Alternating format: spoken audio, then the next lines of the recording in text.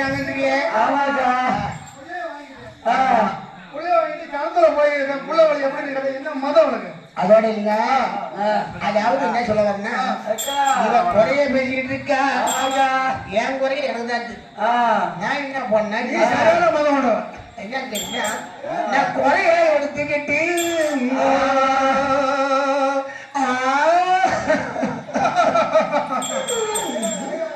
கோரட்டுக்கு போலாமா? கோரட்டுல உள்ளவங்க என்ன பண்ணாங்க? குறைய கேட்கல வச்சாரு. ஐயோ வெளியாச்சுவோம்.